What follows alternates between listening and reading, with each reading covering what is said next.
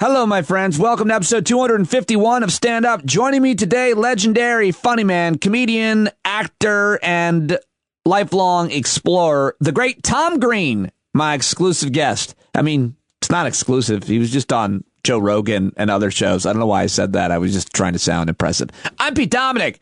Time to stand up with me right now.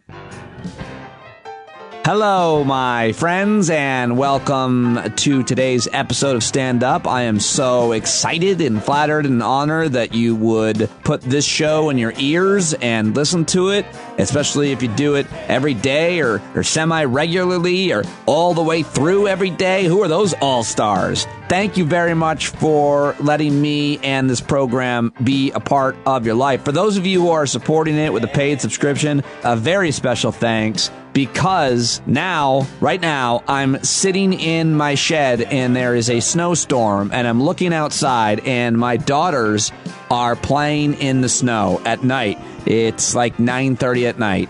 And this is peak happy for me. It's really peak happy. I love being out here in the shed. I love what's happened with my career. So many of you said, just wait.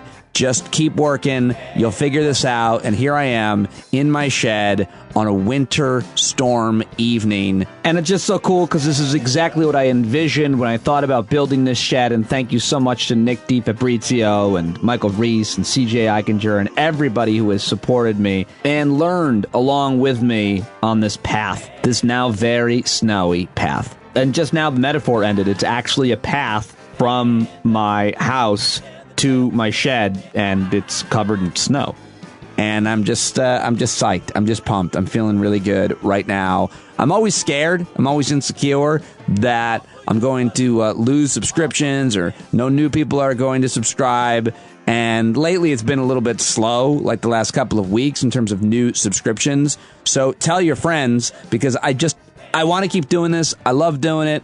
I love these interviews that I get to do every day with these brilliant people. I love hearing from you, and I love building this community. So please tell your friends. If you haven't already subscribed, go to the paid subscription link in the show notes and sign up right now for as little as $5 tonight. You can join us if you're a subscriber, because we're going to hang out with anti-racist author and speaker Tim Wise to talk about his new book, Dispatches from the Race War. That's tonight at 8 East. You get the link in the Patreon email. Go to patreon.com/Pete Dominic and sign up right now. It's so cool to be in this shed. It's so cozy and warm. I really want a wood burning stove. That would just make everything perfect. But this is 72 square feet. And I know that as much as I love a fire, it's actually not good for you to breathe on a regular basis. And while, of course, I would have a chimney, you're still probably not supposed to be in such a small, confined space with burning wood. I'm just going to have to skip that. Maybe get one of those fake ones, or maybe the candles are just going to have to do the trick. But looking out at the snow piling up on the bird feeder, and at this very moment, for me, it's all good. Nobody's got COVID. Everybody's safe and accounted for. Being in this moment right now is as good as it gets. So thank you for your support. And now it's time to get to yesterday's audio. Pew, pew. Yesterday's audio. That's the new sound effect I worked all day on. All right, let's start with this outrageous story. And this is from Politico. They got the scoop that Trump's then HHS science advisor Paul Alexander called for millions of Americans to be infected as means of fighting COVID-19. We wanted them infected, Trump appointee demanded herd immunity strategy according to emails. Let's go to Joy Reid, who reads from the memo on her show, The Readout on MSNBC last night. My friend Joy. This is the memo. For those of you who you can see that on the screen, here it is. This is the memo that's come out today. And I just want to read a little bit of it, which is some of the most, frightening things I've ever read. And both the Rachel Maddow show and this show, we've been talking about the sort of the evidence, right, that there's been a herd immunity strategy, but it was circumstantial until now. Here it is. There is no other way, as I read before. We need to establish herd. It only comes about allowing non-high risk groups to expose themselves to the virus, period. We continue the public health message of proper hygiene, hand washing, protecting elderly at your homes and nursing care facilities, social distancing, and so on. But we go on and let our societies open up fully now. That's in all caps. If the hospitalizations occur in young and they get severe illness, then that's a different story. And we will then have a huge mess on our hands and real nightmare. But that's not the case as of now. One more bit. Infants, kids, teens, young people, young adults, middle age with no conditions, etc., have zero to little risk. So we use them. We use them to develop herd. We want them infected. We want them infected and recovered with antibodies. That's some of the scariest stuff I've ever read. That apparently was the official policy, at least the policy and memos of our government. So I think that is the health policy, health insurance. That's the replacement for Obamacare, Trump care. Everyone will be covered in dirt. Yeah, just let them die. Just let everybody die. Let the old people go. They've had a good long life and a good run, but we can't afford them. Trump care. Everybody's covered in dirt. I saw somebody put that up as a meme on Twitter. I can't take credit for it. Simply horrifying. Well, I hope they're happy they own the libs. Hope they're happy about all the dead veterans. Nah, they don't care. It'll be interesting to see them never have to answer for that. Sorry, I'm being so cynical. All right, this next piece of audio comes to you from Comedy Central's The Daily Show with Trevor Noah. He had him on last night, and host Trevor Noah asked President Obama, former President Obama, to clarify his defund the police critique. Here it is. I was making a very particular point around if we, in fact, want to translate the very legitimate belief that how we do policing needs to change. And that if there is, for example, a homeless guy ranting and railing in the middle of the street, sending a mental health worker rather than an armed, untrained police officer to deal with that person might be a better outcome for all of us and make us safer, right? That if we describe that to not just white folks, but let's say Michelle's mom, that makes sense to them. But if we say defund the police, not just white folks, but Michelle's mom might say, if I'm getting robbed, who am I going to call and is somebody going to show up, right? So the issue here becomes, at any given time, how are we translating and using language, not to make people more comfortable, quote unquote, right? Because that's always a strain and historically, right? The concern in these debates is also, is often, are we just trying to make white people comfortable rather than speaking truth to power, right? That's the framework we tend to think about these things. Right, yeah. The issue to me is not making them comfortable. It is, can we be precise with our language enough that people who might be persuaded around that particular issue to make a particular change that gets a particular result that we want, what's the best way for us to describe that? So what you're basically saying is we should workshop all of our slogans with Michelle. That's what I hear you saying. That probably would be wise. I always love the nuance that he provides in a thoughtful question like that. He's such a great communicator. I'm really enjoying his new book. Yeah, I mean, Obama's basically like, defund the police doesn't work. Maybe something more like, reprioritize police budgets. Let them focus on crimes, not on people who are just having a tough day. I should just tell him how to think and what to say. He should just listen to me, Mr. President. Just come on this show. I'll tell you how to do it. Okay, let's next. Oh, it's former New Jersey governor and longtime Donald Trump supporter and guy who shut down an entire bridge to settle a political quarrel because the guy didn't endorse him. I still believe he did it. Chris Christie, who has cut a PSA to wear masks because, of course, he got COVID earlier, last month, 2 months ago, around the time Trump got it, I think. And he recovered. So here's his message now. This message isn't for everyone. It's for all those people who refuse to wear a mask. You know, lying in isolation in ICU for 7 days, I thought about how wrong I was to remove my mask at the White House. Today, I think about how wrong it is to let mask wearing divide us, especially as we now know you're twice as likely to get COVID-19 if you don't wear a mask. Because if you don't do the right thing, we could all end up on the wrong side of history. Please wear a mask.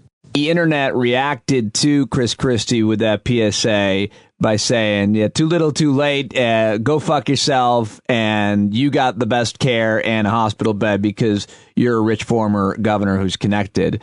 But maybe it'll work. I mean, it can't hurt, right? Anybody with any kind of following or influence cutting these kind of PSAs is good, right? I mean, but who does actually like Chris Christie anywhere at all outside of maybe a few of his family members?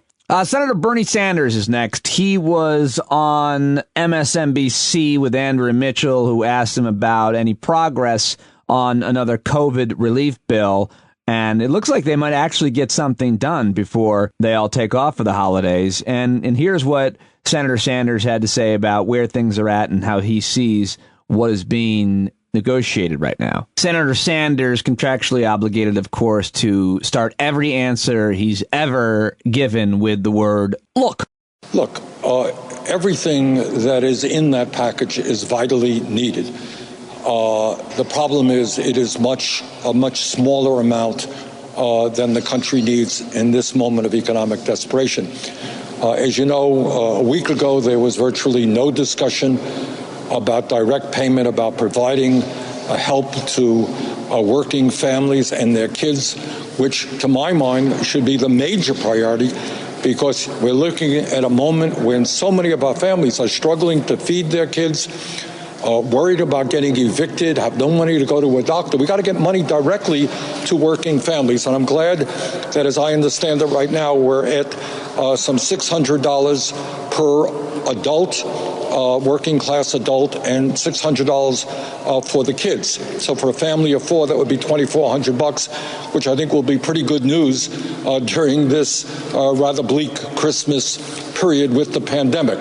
But we have got to do more. We have got to do more because the working class of this country, frankly, is in worse shape economically than any time since the Great Depression.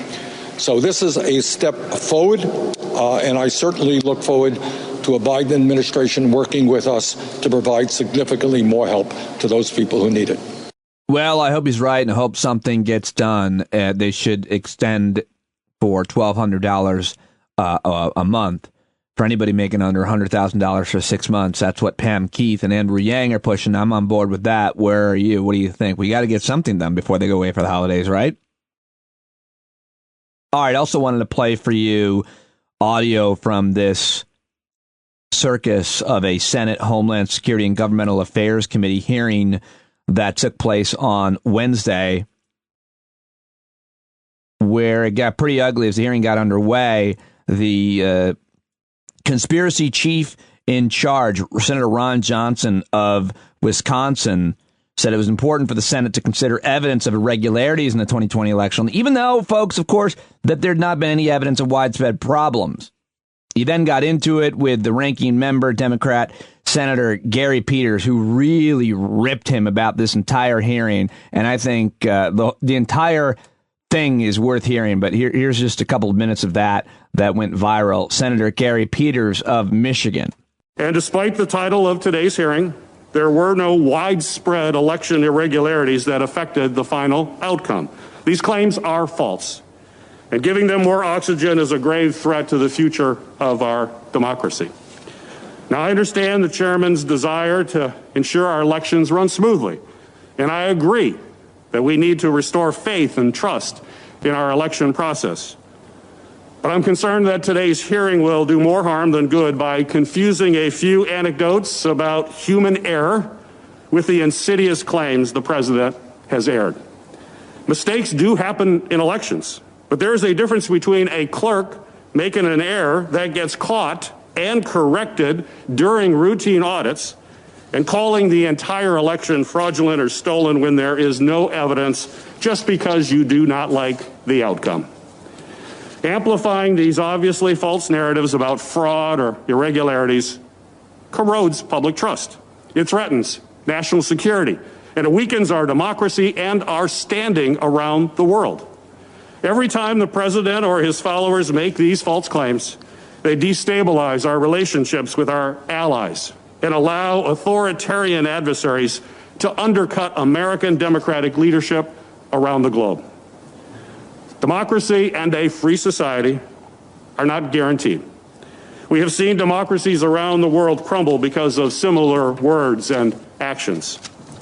When executives abuse their power, when political leaders work to stifle the free press, and when they delegitimize the principle of one person, one vote, it puts our country on a dangerous path towards authoritarianism. Man, I think every word of that was really valuable. Senator Gary Peters of Michigan, who just won re-election to the Senate, and Senator Ron Johnson didn't care about any of that. Senator Ron Johnson, who really has been doing, whether he knows it or not, wittingly or not, the Russian intelligence work for them by just taking anything they send us and making it seem factual, especially about Hunter Biden's laptops, the whole scenario around the Ukraine. Ron Johnson is also a conspiracy theorist around climate change and so much more, including the election, because now they're election truthers. But it was Chris Krebs who really stole the show. But before I play that, let me play you Rand Paul, who is also a real disgrace post-election and pretty much his entire Senate career, also a climate science denier. I got into it with him on my show once on Sirius XM. But here is Rand Paul saying that the election in many ways was stolen, even though he has, like everybody else making these claims, no evidence for them at all. But the fraud happened. The election in many ways was stolen. And the only way it'll be fixed is by, in the future, reinforcing the laws. And the only last comment I would say on what Mr. Krebs, and he can speak for himself, but I think his job was keeping the foreigners out of the election. It was the most secure election based on security of the internet and technology. But he never has voiced an opinion, he's welcome to today, on whether or not dead people voted. I don't think he examined that. Did he examine non-citizens voting? So to say it was the safest election, sure, I agree with your statement if you're referring to foreign intervention. But if you're saying it's the safest election based on no dead people voted, no non-citizens voted, no people broke the absentee rules, I think that's false. And I think that's what's upset a lot of people on our side, is that they're taking your statement to mean, oh, well, there was no problem in the elections. I don't think you examined any of the problems that we've heard here. So really, you're just referring to something differently is the way I look at it. If at this point you can't imagine why Rand Paul's neighbor wanted to, attacked him, then you're just not using your imagination enough. I'm not condoning violence with your neighbor. It's certainly not me. But come on, what an unbelievable asshole. Here now, to his credit, is Chris Krebs, who he was talking to, who is the guy who is being attributed that quote, because he ran the security around the election. He was there, of course. Here's a little bit of what he had to say. The citizens of the United States of America that are responsible for executing this sacred democratic institution of elections are being threatened on a daily basis. I mean, you name it, whether it's emails, whether it's phone calls, whether it's people showing up at your house. This is not America I recognize, and it's got to stop. We need everyone across the leadership ranks to stand up. I think I would appreciate more support from my own party, the Republican Party, to call this stuff out and end it. We got to move on. We have a president-elect in President-elect Biden. We have to move on. These officials that are Republicans, look at Georgia, Brad Raffensperger, Gabriel Sterling, Jeff Duncan. These are Republicans that are putting country over party. They're being subjected to just horrific threats as a result. This is not America. Oh, you lost me right there at the end, Chris Krebs. This is definitely America. This has always been America. Maybe not the America that you've been traveling in. Maybe you've never been threatened or seen your friends threatened that way, but certainly conservative Americans have always been threatening minorities in this country. I mean, I'm sorry, but I mean, and liberals threaten America. I mean, come on. That is America. It's what we do. We're really pretty ugly a lot of the times. And I'm not sure how you can say that, because there's a huge number of people that have been dealing with that for generations, my friend. Chris Krebs also talked about their rumor control department and policies and gave an interesting example that still didn't do anything to persuade the committee chairman and guy who believes the cow jumps over the moon every night, Senator Ron Johnson. But here's more from Chris Krebs, answering a question from Senator Gary Peters of Michigan. Fraud by the president and his supporters, or hearings, like we're hearing here. We're hearing these statements again that are broadly claiming systemic irregularities where none exist. How damaging is that? So talking about rumor control very briefly, I think that was an innovation in government that we created on the fly to address some emerging threats. The point, though, that I'd like to highlight with rumor control is that it was intended to identify and debunk issues as they were emerging. And we saw domestic disinformation campaigns of a cybersecurity nature that were emerging in the days and weeks following the election. I'll specifically talk about the hammer and scorecard claims that there was a CIA supercomputer and program that were flipping votes throughout the country, in Georgia specifically. But again, Chairman Johnson, I'm going to keep coming back to it.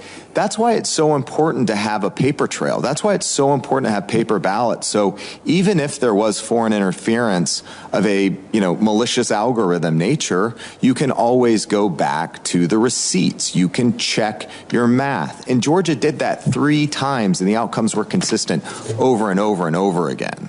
All right, a really damaging hearing just on the premise, just the fact that they even had it. But that's unfortunately what modern day Republicans have been doing. They hold hearings and investigations on things that didn't happen, crimes that didn't occur, and they investigate them deeply and thoroughly, and they come up with nothing. In the meantime, they ignore Russia's invasions in our election in 2016, or the hacking that just occurred, or other actual real crimes. They look away from the real problems and investigate ghosts. That is the modern day Republican Party. I am so sorry to say, and really wish that wasn't true. Let me give you yesterday's COVID headlines, and we'll do the news dump, which is all non-political, non-COVID headlines, and I will get to Tom Green.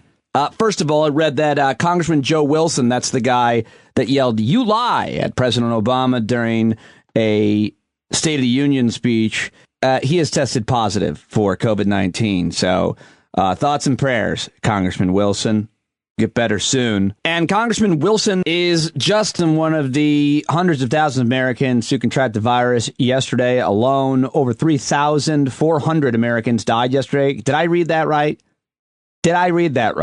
Actually, no, I didn't. The U.S. has had the deadliest day of the pandemic in the last 24 hours. 3,700 people died in 24 hours. A record 113,069 are hospitalized. 250,000 more people are infected as states warned they may get fewer vaccine doses, and ICUs are pushed to the brink. It's as bad as they said it would be right now. Stay tuned, though. The Tom Green interview will make you feel better. All right, so what else? News out of the United Kingdom, where they say they've vaccinated more than 130,000 people in the first week of the program. Total global confirmed cases, 74,087, 74 million. Can't even read these huge numbers. 74,087,090. Total U.S. confirmed cases as of 7 p.m. Tuesday, 16,914,853. Total deaths, 307,064. Vice President Mike Pence is going to get his shot live on television, apparently. I wish I could be the one to pump that into his arm. Joe Biden is president-elect, is set to take the coronavirus vaccine in public as well next week. He said, "I don't want to get ahead of the line, but I want to make sure we demonstrate to the American people that it's safe to take. When I do it, I'll do it publicly so you can all witness my getting it done." Like, that's going to stop conspiracy theorists who are going to be like, who knows what was in that syringe? It was probably water. I think that would kill you. Wouldn't that kill you if you put water in your veins? I have no idea what I'm talking about. All right, that's enough headlines on COVID. Let's do the news dump. All right, rapid fire headlines, as many as I can get to in about 2 minutes, and no COVID related, no political related headlines. Headlines that are getting undercovered. It's the news dump. They call them dumps, big, massive dumps. All right, let me start in France, where after a 9-year legal battle, a French couple is going to have to drain their pond because the frogs are making too much noise. Frogs in a French village have been served notice after a judge decided they make so much noise during the mating season that they're actually a nuisance to the neighbors. That's sad. And this is the latest case of complaints in the French countryside where noises make the headlines. Legal action has previously been taken apparently against cocks crowing, smelly cows, cowbells, quacking ducks as well. There has also been complaints about the cacophony made by cicadas in Provence and pealing church bells. So, thought that was a fun story to begin with. Last week I told you that Chinese capsule left the moon to return to Earth, and it has returned to Earth, and it's carrying apparently moon rocks. My question continues to be, what did they leave there? That's the equivalent weight of moon rocks, like a giant laser, like a Chinese moon laser. I'm wondering what the Chinese were doing on the moon is my main question, in case I'm not being clear. This is a terrible story. The U.S. poverty rate has surged over the past 5 months. 7.8 million Americans falling into poverty. Nearly 8 million Americans have fallen into poverty just since the summer. The latest indication of how deeply many are struggling after government aid has dwindled. That's the Washington Post reporting. According to new data released Wednesday by researchers at the University of Chicago and the University of Notre Dame, nearly 8 million Americans have fallen into poverty since summer. In Japan, hyper-realistic masks are going on sale. Hey, you can wear somebody else's face now. A year into the coronavirus epidemic, says Reuters, a Japanese retailer has come up with a new take on the theme of facial camouflage, a hyper-realistic mask that models a stranger's face in 3 dimensions. And I'm telling you, I'm watching the video of it right now. It's super creepy, and I don't think you should get one, and I'm really freaked out by them. Speaking of surveys, according to a new survey, nearly half of remote workers in the United States of America are admitting to drinking during the workday. Survey polled 2,000 Americans to examine the bad habits people are picking up during the lockdown and its impact it's having on their planning for the new year. 46% of those working from home have clocked out early to pour themselves a drink at least once during their time in quarantine. Well, that's not bad, at least once. I stopped drinking all of October, and it was a great exercise because it made me realize how much just a little bit of alcohol was affecting me when I was drinking it while I was putting the show together at night. Slowed me down, brought my energy down, just wasn't good. And so I'm not doing that anymore. I have to wait till after the show. Okay, sometimes I have like one drink during the show. Okay, right now I'm drinking a Bud Light. But usually I don't have any drinks at all, really. Or if I do, it's espresso. And finally, I think this is a good story. Major League Baseball on Wednesday sought to correct a long-standing wrong by recognizing the Negro Leagues as a major league and counting the statistics and records of thousands of black players as part of the game's storied history. So I think that's a really great news. Their announcement comes during the centennial celebration of the founding of the Negro Leagues, and I think that's a good one to end on today. That is your news dump, and now it's time to get to my first and only guest of today's program. I grew up watching Tom Green, even though he's just a couple of years older than me, but he had a lot of success at a very young age when he left Canada to take his public access show to MTV and became a huge star for his outrageous, absurd comedy, and went on to become a very successful actor, and his talk show has continued in many different iterations. And a little over a year ago, when I was still at SiriusXM, of course, I interviewed Tom Green for the first time. We'd never met before, even though he had started doing stand-up comedy, and we hadn't crossed paths. He lives in California, and he just couldn't have been a kinder, cooler guy. And so when I found out that he had gotten a van, and he decks the van out with all kinds of photo, video, video, audio equipment, and instruments, and was going to be living in that van and driving all over the country.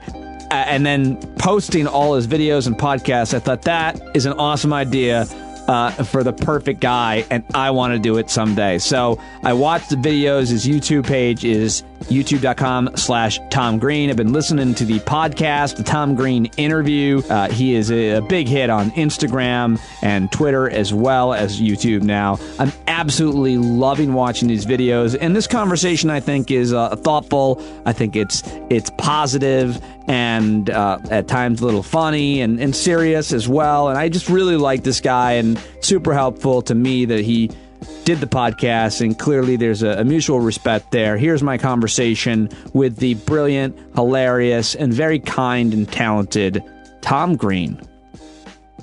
Tom Green! Hey, Pete, how are you? What's going on? What's going on, man? I am deep in Tom Green preparation. I've watched it all. All right. Are we on the air now, or is this the pre-show chat? This is it. I record with someone like you. With someone like you. Like if I'm talking to some academic, I might be like, "Here's how it works, sir." Yeah. Well, you're definitely not talking to that. So. All right. You ready? Yeah, absolutely, man. Thanks for doing this. Yeah, I'm very, very excited to be talking to you. I've always thought the world of you, but it's one of those things where you're coming up in the business. First, you're not in the business, and then you're in the business. You're coming up in the business. You don't really know someone. You admire them. But then, like last year, 2 years ago, I think, at SiriusXM, I had the opportunity to interview you, and I felt like we really connected. I was like, man, I've always been a fan, but he's a really nice, thoughtful guy, and I've just been enamored with you ever since. So I'm happy to have you. Yeah, no, that was cool. Thanks for having me on, man. I'm a big fan of yours too. It's cool, man. We should do this more often, man. Let's talk. Yeah, man. For sure. Anytime, because I think, listen, what you're doing right now, like, I just want to make sure it's on the record. I am going to steal all of it eventually, like someday. I have like teenage kids, but you're like living my dream in a way, like a thing I know I want to do when maybe my kids are out of the house, which is to travel across the country in a similar van. And I can't be you. I can't play music, and I'll have to learn how to pilot a drone, which I think is so fucking cool. But explain to everybody exactly what you're doing, and if you don't mind, like why now? Why you're doing this project? Yeah, well, I'm living in my van. I'm living in a van down by the river. I just got this van. The pandemic has been, of course, changing everybody's lives, and like yourself, I've been touring doing stand-up comedy for the last decade or so, and that's what I've been doing, and not doing that this year. And I was kind of sitting around trying to figure out what to do with myself, and I just started really kind of looking into some of the technology that's involved with these new vans, and the battery power and the electronic sort of power that you have to be able to run camera equipment and audio equipment. So I just, I just kind of like got caught up in it, got carried away in it. And I've been living in this van and traveling around and making films now for the last couple of months. And I don't plan on stopping anytime soon either. Well, I mean, you're a person who grew up in Canada, and so and in nature, right? Like you really did the real nature, like canoe trips and off the grid, and caught and cleaned your own fish and all that. And then you also are a person who's always been fascinated by and pretty handy with technology, from cameras to instruments to editing equipment, all of it. You like produced all these things, so you're like it's like a show in a van. And you don't need really anybody's help to do it. And so you're the perfect person to do it. Also, you're just such an interesting guy documenting all of this. So I'm totally hooked. Shout out to my friend Mark Preston at CNN, who said, you really got to see it. I didn't know you were doing this. And so when I looked it up, I just been binging your YouTube videos. And I don't know, I'll watch you do anything, like cook, clean. I don't care. I'll just keep watching. It's fascinating. So but what was your inspiration? Because there was like a book, I think, that inspired you to some extent. No? Author? Well, I kind of came up with the idea to do this before I read John Steinbeck's Travels with Charlie, which I was talking to my dad, actually. I was saying, listen, I'm going to get this van, and I'm going to go out and I'm going to go do some films for my YouTube channel, right? And I was also just happened to be getting a new puppy, who is now named Charlie, after Travels with Charlie, because my dad said to me, he said, "Hell, that's like Steinbeck. Charlie, you're driving around America with your dog in a van." I go, "What?" I'd never read that book, so I went and picked up Travel with Charlie by Steinbeck, and I ended up naming my dog Charlie, and we are kind of really kind of living that experience. I mean, it's really I really love the book, Travels with Charlie. It's not one of his, the more well-known books, but it's a really interesting book because, I've spent the last, many years going back to my MTV show. I would always go out and just drive around to make my show and to make my comedy. It's always because I just sort of enjoyed the spontaneity of being in new places and meeting people from different parts of the world. And so this is an extension of that now with the social media and all the new technology, all the camera technology that's available, everything changed, But it's really interesting when you read that book because, it was written, it was about Steinbeck himself actually did go and draw America in a camper van with his dog, Charlie. And it really, there was a lot of parallels to what's going on in this country, where it talks about the division in the country and the differences and the similarities, and what brings America together and what makes a difference. So it was really kind of interesting reading the book this time. And, I'm really trying to go out and celebrate things right now about the country. It's been a insane time in this country, probably one of the more divided times in our lifetime for sure. And be able to travel around and not be focusing on negative, but on beautiful things. I'm going to all these beautiful places and really just kind of expressing my photography and I love storytelling with a camera. So that's kind of what I've been doing and going to these national parks and all sorts of really interesting places that I'm just really kind of flying by the seat of my pants on this. Like I'll get up in the morning one day and I'll say, where do I want to go today? I'll get on Google Maps. I'll look for, it literally changes like with the weather sometimes. I was up in El Morro National Monument at these incredible Native American ruins that were this sort of unbelievably amazing stone ruin that I honestly did not even realize we had so much of this in the southwestern United States. The Pueblo people have all these amazing villages and cities that were built stone back in the year 850, and they're still there and they're incredible. And so this has been one of the things I've been enjoying photographing. And I was up there a few weeks ago and woke up in the morning and there was a blizzard. So I was like, okay, I guess I got to get out of the mountains, and ended up driving to the desert, So it's really kind of interesting and a beautiful experience to see a lot of these things that you would never even have the time to go to, Yeah. Your drone shots are you must have like the highest quality camera and you really know how to pilot that thing. And those alone are worth watching it on your YouTube channel and all of your social media, where you're posting this stuff, obviously, because the shots are just so beautiful and fascinating. I love it. And we get to see a lot of you out there with the dog too. And it's just fascinating watching a guy be on the road doing what you're doing. And yet, if you're going to post the things, people are going to react. So I think we should address the major controversy that you started maybe last week or something. Today's major controversy. Is that you're talking about today's major controversy? Well, I'm talking about Onion Gate. Onion Gate 2020. Absolutely. Yeah. Yeah. Go ahead. You can set it up if you'd like, Pete. Well, you're out there in the van. You're in the desert. You've got a wood fire burning, and you're narrating what you're making, and you're cooking onions and peppers and ground turkey. Which even that, I don't know what it is about you, but I've always even mundane shit. I was fascinated. I was rapt watching it. So weird. I feel like it's meditative just watching you out there. I feel like I'm out there with you. And I did notice that you put the package of turkey with the plastic saran wrap there right in the fire. I'm not sure that was a smart thing for you to breathe. But so that's what I was worried about. But other people were worried that you then fed that to Charlie the dog, and you're not supposed to feed onions to dogs. And I think you were the internet monster for a news cycle. Yeah,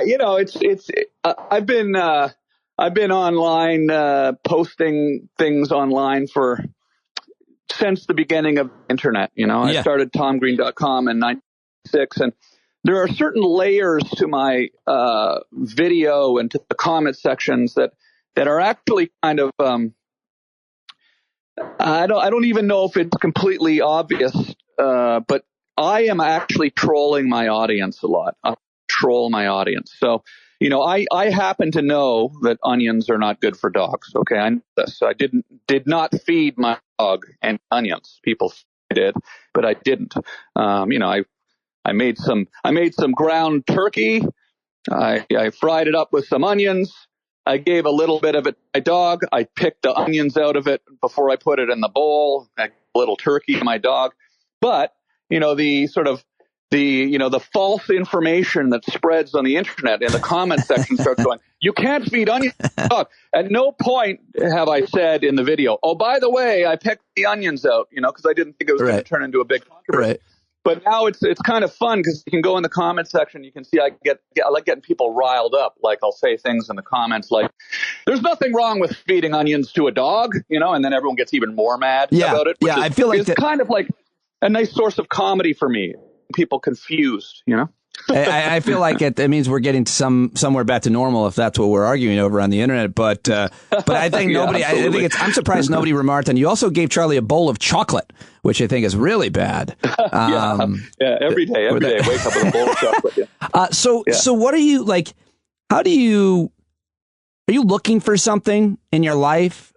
How are you contemplating all of this? How are you mentally handling it? I could see getting lonely out there for sure, but I also just am so interested in doing something like this myself and seeing, so many different places and people when we can see people again. You're mostly in nature, but like, is there any kind of spiritual or mental or contemplative component to this? Are you doing this for any kind of stress reducing reason? Is there anything deeper to it? Yeah, absolutely. I mean, it is the most beautiful thing to be out in some of these remote places and just to be alone out there with your thoughts and your ideas and with my camera, right? Which is something that I've always really loved is like photography and directing and shooting video. And, I really aspect of it, and I also enjoy being able to see some of these places. And so, it's not often, if not ever, that I've had time to just take off for 6 months, a year, and just go. I'm fortunately able to do that right now. I'm not working right now. I also, I've got a van, I've got a camera, I've got some time on my hands, and this is how I'm choosing to spend it. And you get out there, and it really is kind of, I've come back to Los Angeles twice since I left on this adventure. And the second I get home to Los Angeles, I hear the sound of cars. Yep.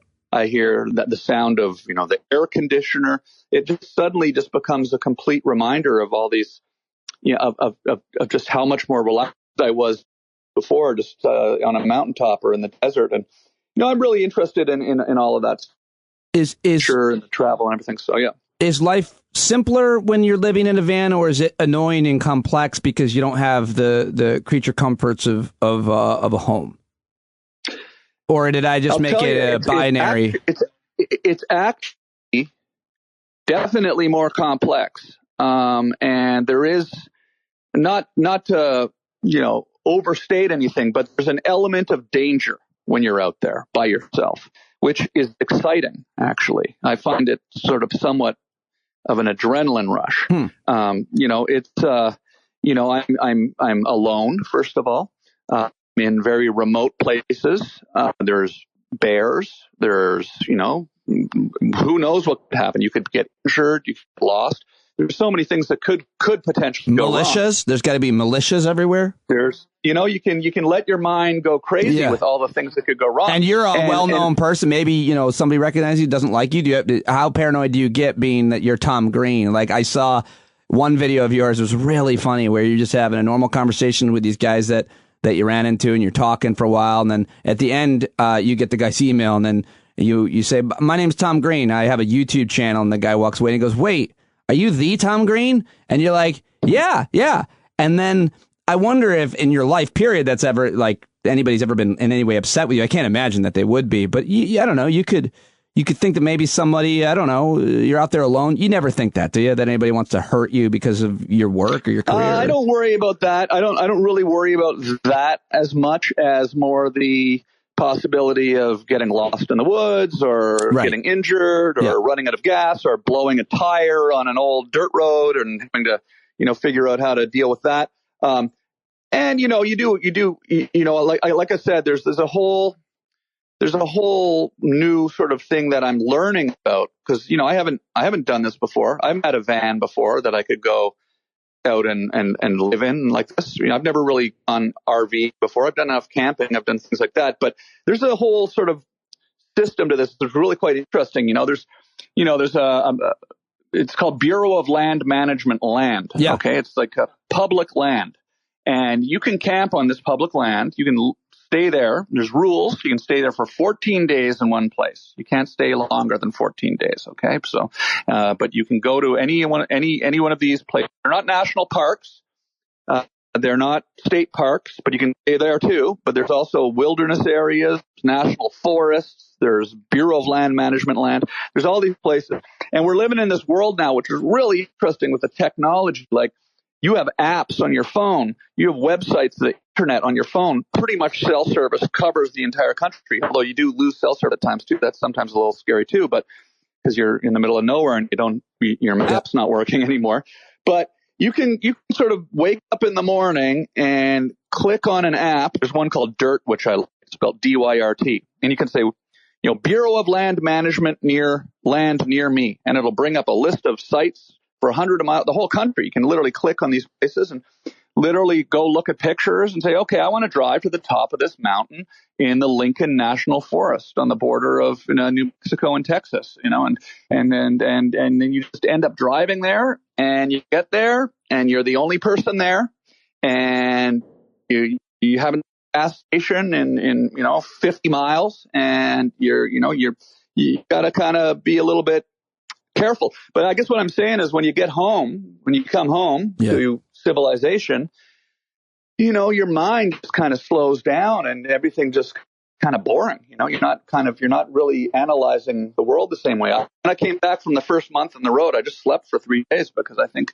my mind had just been kind of operating on sort of overdrive for the last month. Oh, that's really interesting. Most people probably haven't had a similar experience where they're doing anything remotely like what you're doing outside of just a few days camping or something off the grid. But now it's like we're so attached to our screens that to be without them for even a certain sustained period of time, it must affect your brain and obviously your mood to a certain extent. How much time are you kind of off the grid? And you're always seemingly creating content. That's what it seems like to the viewer, because either you're with your drone or you got cameras on, you got all kinds of cameras and everything, or you're making music or recording your podcast. Are you spending a lot of time like away from the technology with Charlie?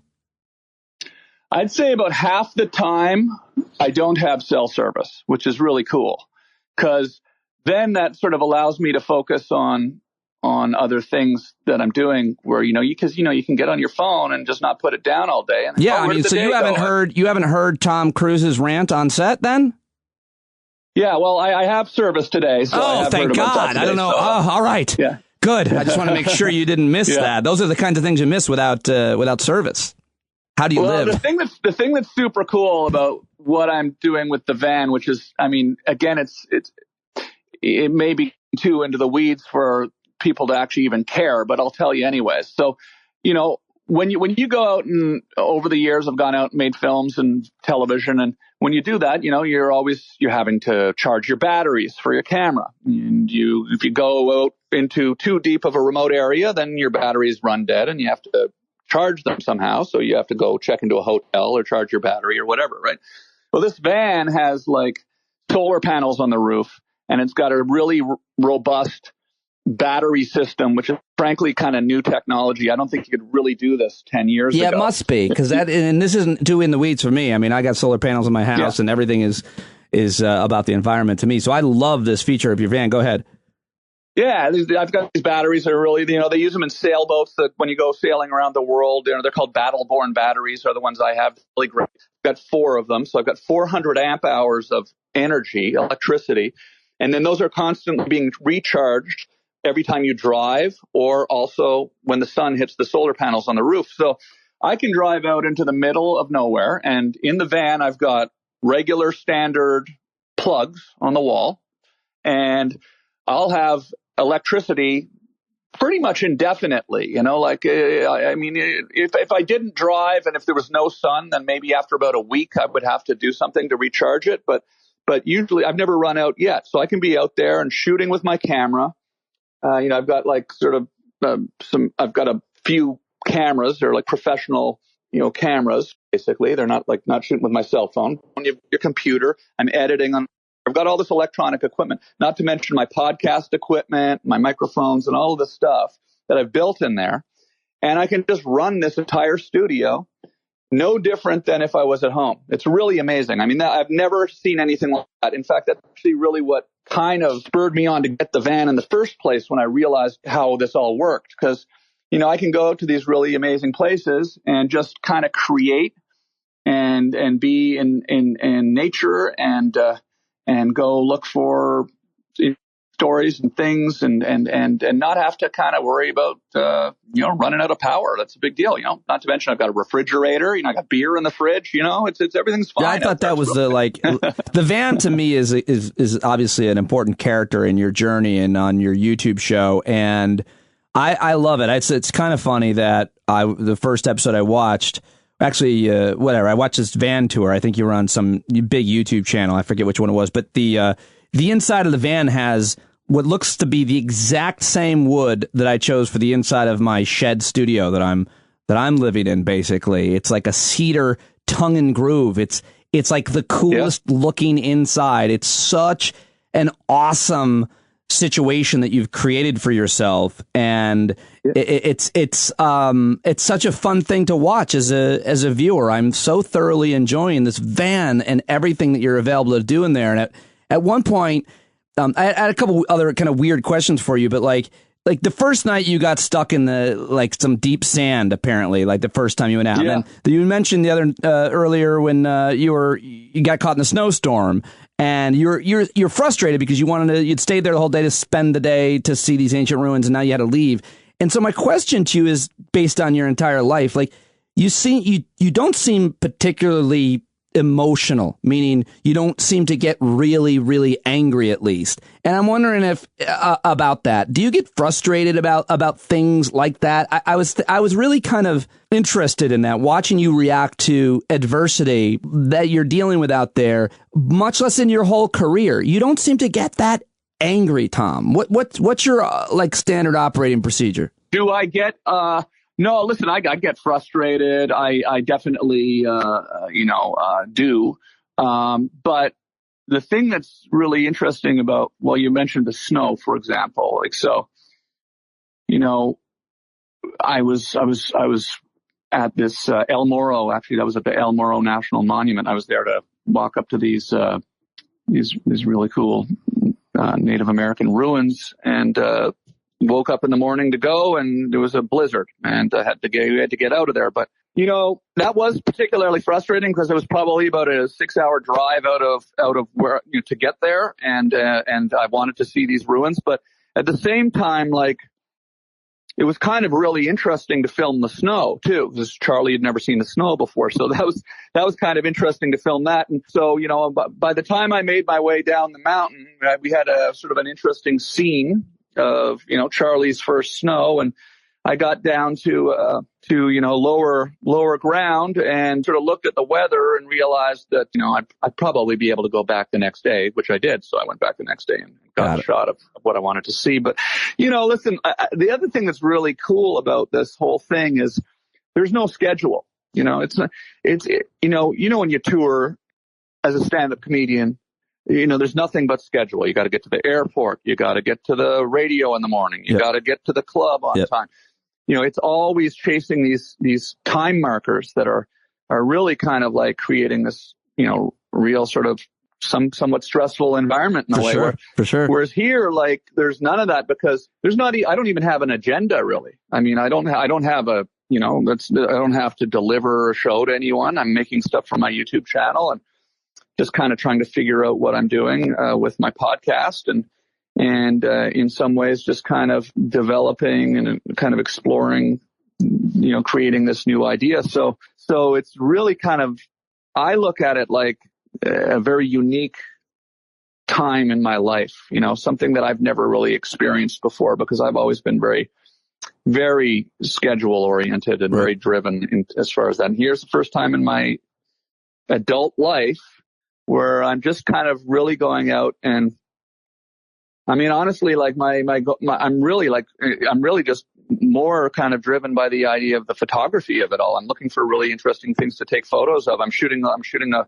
lot of film as well on a Leica camera, black and white film. And, I've been sort of inspired by people, like Ansel Adams. I just watched his PBS documentary about him spending his life in Yosemite. And you sort of look at that and you go, I can kind of see why he did that. You sort of get to a point where you start spending more and more time out there and you just realize, that we can get so caught up in the rat race of life that we forget that you can just get in your car and drive a few hundred miles and be, in a very peaceful environment. I'm fortunate enough to have the time to do this because I don't have kids, I don't have a family, I don't have a job. See, it's kind of, it's in some ways it's kind of like I'm trying to take advantage of this time in my life because I know I probably won't always be able to do this, I think that's absolutely right. I mean, if I were single without kids, I'd probably have already done something similar or doing something, short stints, because what you're saying is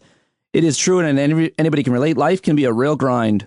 Scheduling, responsibilities to other people, to your company, to your job, to your home even. And to not have those constraints and those responsibilities can be obviously really liberating. And you kind of hope that people can have that experience a couple times a year. That's what vacations are supposed to be about, I suppose, or a couple times in their life. But rarely do people do what you're doing and have it be kind of a sustained thing. And in your case, also, I would probably say an exploration and a creative experiment. I wonder how important people are to you, Tom Green. Obviously, I don't think you're in a relationship.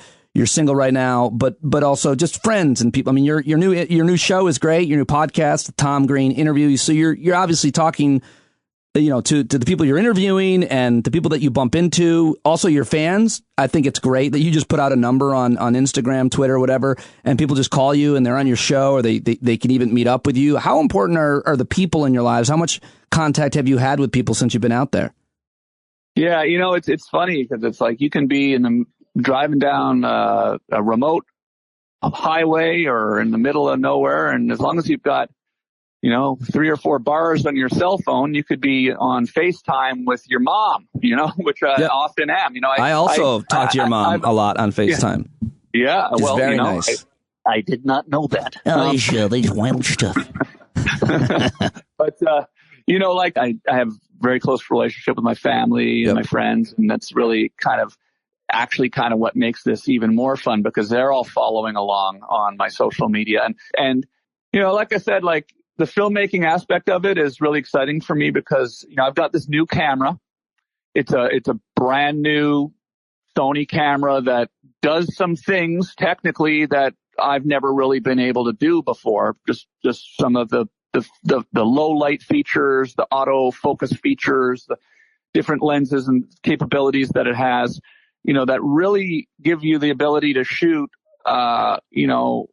professional quality. You can make a movie with this, but you can also, it's really something you can shoot yourself with it because of some of these really cool intelligent autofocus things where I can put the camera on a tripod and walk towards it and it will sort of sense my eye and focus on me. So it's really kind of made the process of putting together these little stories possible for me to do without a cameraman, or a camera person, or without an audio person, and that's really kind of neat. And so, what it's enabled me to do is, like I actually am aware that I'm in a fortunate position, right? Like we're here in the middle of a pandemic, and this is the worst year certainly as a public health crisis in 100 years in this country and the world, and people are out of work and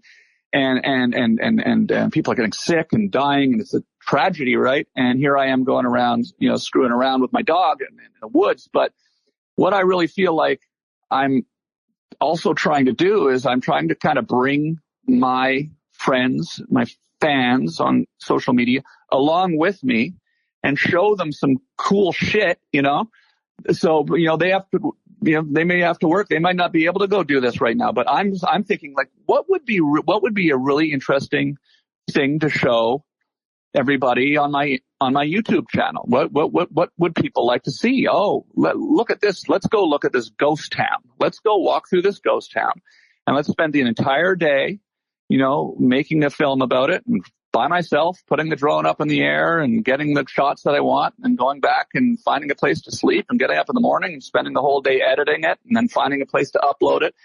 And, I'm doing it because I love doing it, but I really get so much joy out of seeing all the comments from people coming in and saying, wow, I want to do that someday. I want to get an RV someday and go to those places. Or I never knew that there were ghost towns like that. Or I never knew that there was, ruins like that in America. I went to this place, Chaco Canyon. It's called Chaco Culture. You can Google it.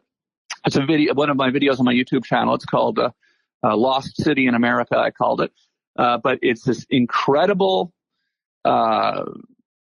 civilization that was there back in the, I think it was built in around the year 850. So cool. And it's these massive stone ruins that were there, 500 years before Columbus. And you're looking at it and you're going, I'm personally saying, why did I never know about this? I found it because I found it actually because I stumbled on some of these ruins when I was driving through Flagstaff, and I saw a sign that said, I'm getting the name wrong, but I think it was Wupataki Ruins, National Historical Monument, next right. And I just thought, what's that? Took a right, and all of a sudden I'm walking through, it's like I've always wanted to go to Machu Picchu. I've never been to Machu Picchu in Peru. Yeah. I've always wanted to go there. I've always thought that would be so incredible to go to. I've always wanted to go to the pyramids. I'm very interested in, archaeology. When I performed in Israel, a few years ago, I spent an extra week there just going to the Western Wall and to Jerusalem and just was kind of amazed with it. And there's something very spiritual about, for me at least, about nature, but also about going to old archaeological sites and just sort of feeling the energy of these civilizations that have been there in the past. And you say to yourself, man, we're so worried about the day-to-day grind and the rat race that we're going through. And you got to remind yourself that like 1,000 years ago, there were people here in America living in this really complex civilization, and nobody talks about that, So I get a lot of joy out of showing these things to people and surprising people with these places and these things that I'm filming, And I think you're right about your fans getting kind of living vicariously through you, and I want to ask you about that. I do, but I did think it was a little bit too much when you're at those ancient ruins and you set them on fire. I felt like that was like that should have been more controversial than anything, and I haven't heard much about why would you do such a thing, Tom? I know. I just thought maybe it would be good for a few clicks, What a horrible thing to do. I hope it was worth it. I've been spending this whole time telling you, what I like about it and how I'm enjoying it so much, being kind of cooped up, although I'm pretty much enjoying being in my shed back here podcasting as well. But I would love to do what you're doing, and I'm sure sure that it's really an escape for a lot of people. So that's kind of, I guess, my final question to you, although I'd love to talk to you for 10 more hours. But it's how are your fans and viewers and listeners responding? Like, what are they saying to you about this adventure of yours and what it means to them, what they're getting out of it? Well, it's really kind of cool, actually, because like my YouTube channel, for example, where I'm putting all of this content, it's sort of been dormant in a way for the last decade. Like, maybe 10 years ago, I uploaded a bunch of my old clips from my public access days to it. And I didn't really go there. I didn't really use YouTube. And now that I'm really getting into this new technology and this camera, and it's an incredible place to host video. There's a big audience of people there, and you can put 4K video up.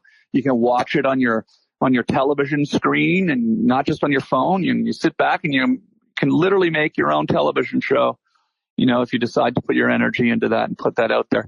And what's been really kind of cool is just like the amount of people that are watching, and it's just we're just in the early stages. It's really kind of interesting, and so, I'm just enjoying that. I'm enjoying putting these things up there and getting all this feedback from all these people. What are they saying? A lot of people are sort of as amazed as I am that some of these places even exist. Right.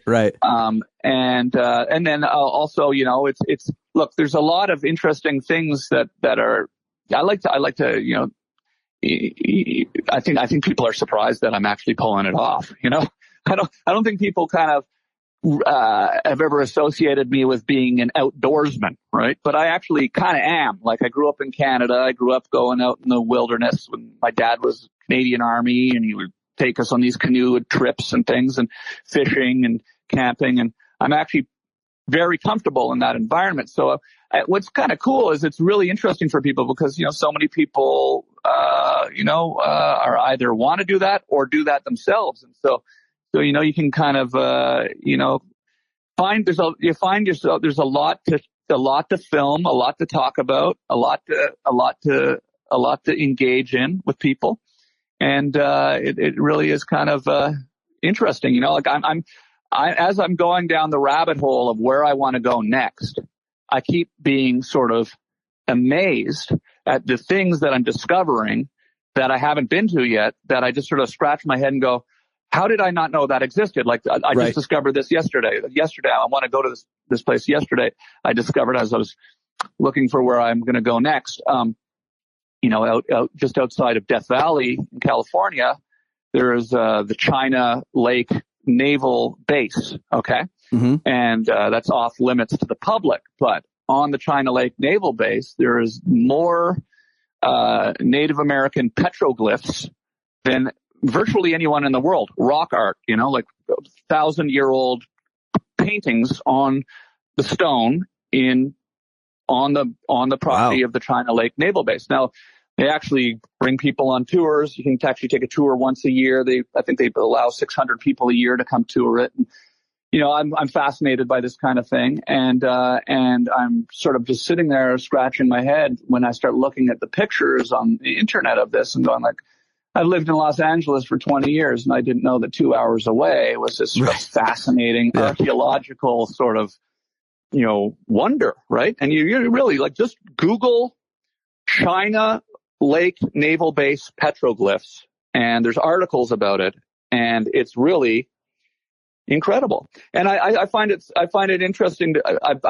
This is not something that I've particularly been that aware of up until this year, and as I go to some of these Native American places, I find it's just really interesting to sort of show these stories because it really is sort of thought provoking for the audience because, then people sort of say, well, what happened? Where did everybody go? And then, when you really start to go into the history of it, it's really kind of a tragedy what happened, right? We all know what happened, right? But so you can almost not even really, the indigenous people that did all that rock art at the naval base, they were there until 1873, until the U.S. military came in and, kicked them out, pretty forcefully. Let's put it that way. Yeah. So, it's like you kind of, you start going down that rabbit hole, and then it really starts to make you kind of really start thinking about just like how sort of, how fast time goes by, how small we are, how insignificant we really are on the grand scheme of things. It wasn't really that long ago that happened, and then for me personally, and maybe even for my audience as well, I think it kind of takes some of the pressure off of life, because, we can get so caught up in these small things in life, so worried about, oh, hell yeah, our job or and then obviously we have to worry about things. We do have to survive, but we can get caught up in little things in life. And then you start thinking about some of these big picture things, and it can really kind of make some of the things that we worry about seem a little bit less important. Yeah, that's for damn sure. And I would encourage you, though, to, for some of these like really ancient places, start thinking a little bit more about destroying them. Because I think it'll be really good for the show, and your hook can be like, I'm going to be the last person who sees it. And I'm sure it'll get you in a lot of trouble, but you're no stranger to trouble. Well, I listen, I hear what you're saying. Yeah. And I will tell you this, like, so without giving too much away, I can tell probably anyone listening to this interview must be thinking, geez, this sounds awfully serious, right? Tom, I always thought of Tom as kind of being a crazy goofball, and I've always kind of enjoyed to kind of catch people a little off guard with my comedy and sort of throw people with what they're expecting. They come expecting one thing and they get another thing. And that's always been the case. And when I started my show back when I was a kid and it ended up on MTV, it was, nobody had seen the show before. So it was this outrageous thing, and it was this new kind of thing. There wasn't a lot of reality TV yet and guerrilla type comedy on television. So just what we were doing was shocking and crazy and sort of catching people off guard. But now I find it really fun to kind of sort of when people come into my world and they enter this show on youtube.com/Tom Green. You can just go there and subscribe. It's free, and watch for free. And, they may be coming in expecting one thing, and then all of a sudden they get sort of a really interesting, sort of journey. And there's my character that I'm developing with my dog. And there's still a lot of funny moments that happen with me and the dog. And the more you watch, it becomes kind of funny. But I will tell you that, like, I am also, just because I know that you're probably curious about this as a comedian, and you do keep encouraging me to do some outrageous things. And I will tell you, Pete, that, like, part of this is kind of an orchestrated foundation. I'm building a foundation here. I'm building a little world here on my van life. And it's going to start getting a little bit weirder. I want to layer the weird and strange and funny stuff on top of a foundation of kind of a structure, which is, I'm out there in the van with my dog. We're establishing all of that. But and I'm not even saying that it's necessarily going to be fictional. I mean, the longer I'm out there, there is an element of me starting to feel a little loopy, and I kind of want to document that, and I think it's going to get really, really fun. It's going to be a fun thing. Are you doing any drugs out there? Nothing serious. Yeah, I mean, I'd be smoking weed every night. It would be the best part of the day. I'm not a drug guy, but I don't think so. I definitely. I'll tell you one thing. Like, it's not uncommon to maybe come onto my live stream on social media, and maybe I'll have had a couple of whiskeys, And it's fun. I like to have fun with my audience. Yeah. And well, I just want to say, like, I don't want you to think, like, I don't want you to think I'm saying anything. I'm just being funny about I think it's just there's something inherently funny about destroying something that's been there for a billion years. But it was also a horrible human crime. And when the Taliban did it in Afghanistan, I cried. I'm joking. I don't want anybody to actually ever do anything. Yeah, it's just preposterous. But I have always enjoyed everything you've done. I'm one of those kind of fans. Like, I'll watch, listen, whatever you do, I'm there for it. But more importantly, I do kind of like to watch someone grow, and I'm not going to use the word mature, but just grow and change and evolve. You have always evolved and experimented and tried anything, but I do sense this kind of earnestness. I'm going to use that word. Earnestness, is that a word? About you with people, and even with your dog. It's like very genuine. Like you're just so not like trying too hard. You're really just a genuine guy and such a likable guy. And I just want to say that I'm so enjoying your work. I've always enjoyed your work, and I'm really psyched to have gotten to talk to you on the podcast. And I'm going to go back and watch the rest of the videos that I haven't seen now. And I hope everybody will subscribe and watch what you're doing, because it's really great. It's really just great. Oh, it's super cool, Pete. I appreciate it. No, I mean, I was happy when you reached out on Twitter yesterday, and I was excited to talk to you about it, because it's it is kind of like this interesting thing where you're out in the wilderness on your own, and I'm sort of experimenting with this filmmaking, and you're kind of going, oh, is anybody really kind of paying attention? Oh, hell yeah! So it's pretty cool when you get like Pete 500,000 call you up out of nowhere and ask you to come on a show. It's pretty cool. Sure, I think and one thing you gave me, which I think I was going to almost save this for when I press stop, but I was like, fuck it, it'll take the audience behind the curtain a little bit. So like when SiriusXM left me after 14 years, I was broken. Last year, just broken. My wife and kids, and it was a great gig, and I really enjoyed it. And what am I going to do? And am I ever going to work again? And all those things. And so when I launched the podcast, I was like, I'm going to do it all myself. I'm just going to do every part of it myself, and it's going to be really hard, but I'll figure it out. And so when I'm watching you out there in the van, and you're doing it all yourself, and at one point you just said, and I know this is nothing to you, but it was kind of everything to me. You go, and I love editing. That's what you said, Tom. You said, I love editing. And I've kind of been, because of the way I came up, I've kind of like looked down on some of the production qualities because I was on-air talent. But I've really started to enjoy the editing process because it allows you to control it and be very creative. But I still kind of felt like, I wish someone else was doing this, until I saw Tom Green doing fucking everything from a van. And it like really made me feel like proud of what I was doing. And it was just a little thing, but it meant a lot to me. And I thought I'd say that on the record for everybody to hear, not just you. So. Well, that is what's so exciting, right, about the world we're living in. Because, I started my show, I started in radio, in college radio, when I was in high school. I was on the college radio station, but I studied broadcasting in school. And I'd done stand up in high school and things like that, but I really kind of did understand that like there was probably no way I was ever really going to get to do a TV show unless I just kind of figured out how to go make one with a video camera. And so that was always kind of the sort of the foundation of the Tom Green Show. It was just, myself going out with my friends and making it, with the editing and everything. And what's so exciting today is that, back then in the 90s, an editing bay was, hundreds of thousands of dollars. So the only way you could really get access to one, you had to go volunteer at the public access station and use their equipment. But now you can do it on your iPhone if you want, or if you want to get a little more serious about it, you can, spend a few bucks on a nice camera and a nice laptop and a couple of programs, and you can make a feature film. And that is so thrilling to me. And, you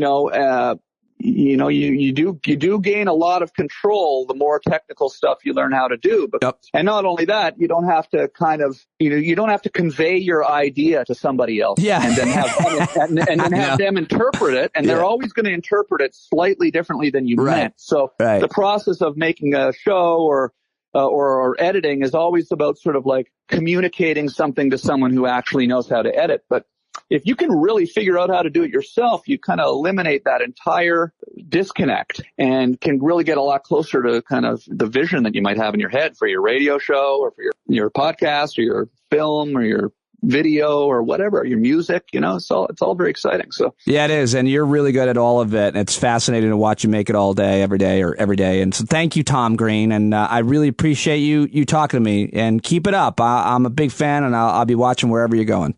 Yeah, thanks a lot, Pete. Yeah, it's the Tom Green Interview is my podcast, and it's available wherever you get podcasts, and youtube.com/Tom Green, and I'm on Instagram and all that other. Yeah, you've had great guests. Just interviewed Jello Biafra, which is fascinating. I want to try to talk to him at some point. That was so good. Oh, yeah. So many other great comedians that you've talked to, and everybody should listen to all of it. And it's all in the show notes, everybody. Links to all of Tom's awesome work. So yeah. All right, thanks, Pete. All right, man. Thank you very much, pal.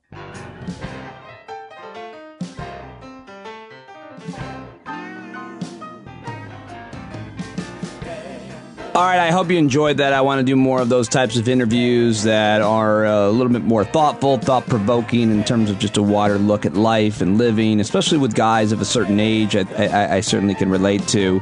But I want to talk to people from all backgrounds about their lives and their triumphs and what they've overcome and the way that they see things. I'm going to try to catch up with Peter Coyote next week, as a matter of fact, to have one of those types of conversations. I wish I could sort it out that I could have one of those types of conversations every day, as well as one of these kind of academic or policy experts, and give you the kind of the choice. And I'm always aiming to do that, but it's hell to make it all work perfectly that way all the time. Nonetheless, I really enjoyed Tom. TomGreen.com for all of his stuff. Check out his YouTube page, Instagram, Twitter, and of course his podcast is fantastic.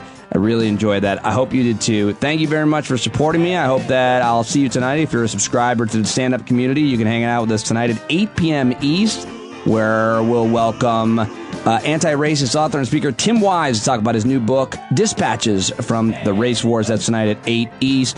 Join us anytime on Discord, so that when I say here at the end, you're not alone, I really mean it, because you can always hang out with us on the Discord chat platform anytime. There's people there that you can talk to. All right, that's it. I'm out of time. I'll talk to you tomorrow. Back out to play in the snow, everybody. Be safe, be good, stay in the moment, and send me your nature photos. I'll talk to you tomorrow. Take it away, John Carroll. When the tyrants taunt you and the sirens teach you, better stand up. Stand up. Let the brave meet the challenge. Let the meek weak flee. Oh, you better stand up.